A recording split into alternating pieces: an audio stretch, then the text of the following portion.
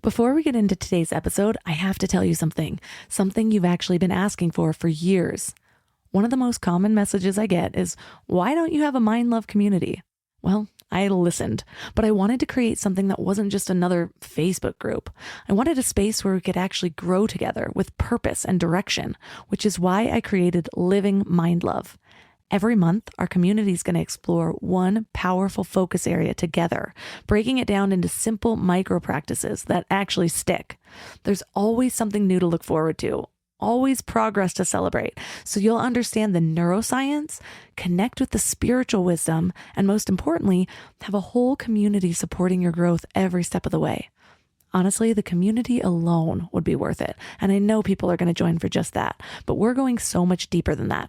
This is the most value-packed resource for learning and growing together that I've ever seen, let alone created. So you'll be part of the first ever Mind Love community on School, where transformation isn't just possible, it's inevitable. So if you're ready to grow with an amazing group of like-minded souls, go to mindlove.com/living to join the waitlist. And you'll get instant access to my 10-year vision meditation. So let's get into today's episode. Welcome to Mind Love Premium, episode 49. Today's episode is all about the magic of surrender. To own the subtle knowing of what we feel inside, to own it deep inside. That is our soul's truth. That is real surrender.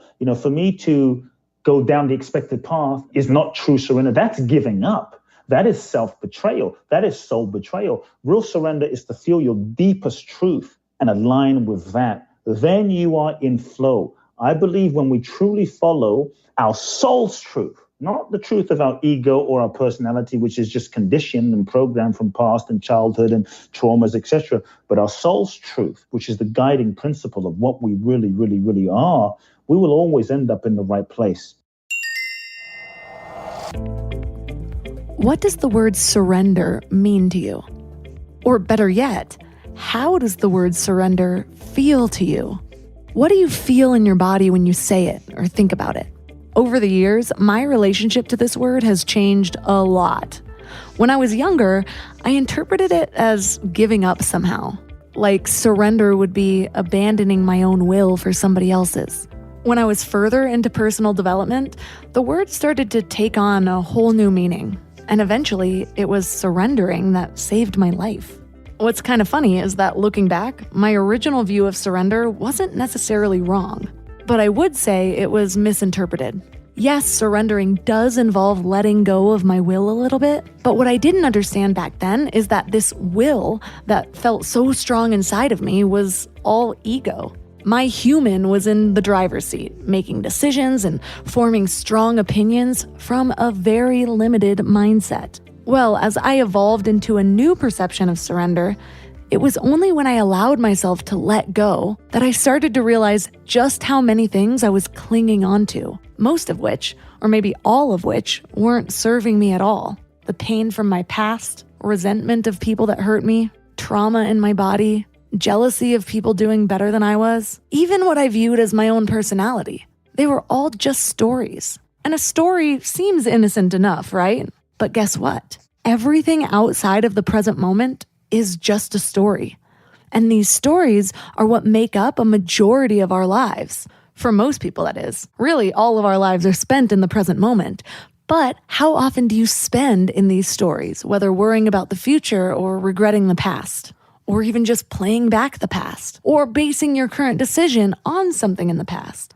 So my first step of surrender was to start letting these go, or at least reframe them into something that moved me forward instead of held me back. And then the next step of surrender was the most surprising of all. See, we tend to view surrender as something passive, that letting go I was just talking about. But what happens when you let go of all the human stories you've been clutching is that you start to realize just how fast you can move with all of these anchors weighing you down. And then you start to realize that surrendering doesn't stop there. Once you've purged all of those heavy stories and limiting beliefs, you open yourself up to a new level of surrender. Surrendering to your soul's mission. So that's what we're talking about today. And our guest is Kute Blackson. He's an inspirational speaker and transformational teacher. and his mission is to awaken and inspire people across the planet to access inner freedom, live authentically, and fulfill their true life's purpose. So 3 key things we will learn today are how we unconsciously keep ourselves stuck, how to know if we're lying to ourselves, and a 6-step truth process.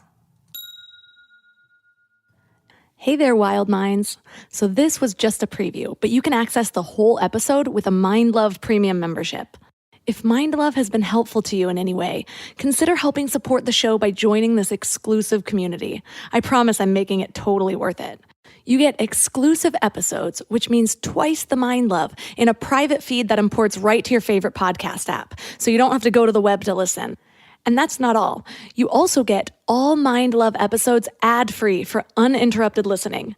You get early access to episodes, and you get bonus video interviews and powerful meditation downloads. And finally, you get priority access to me, so you're free to reach out to me with any questions that you have about life, love, relationships, success, whatever it might be.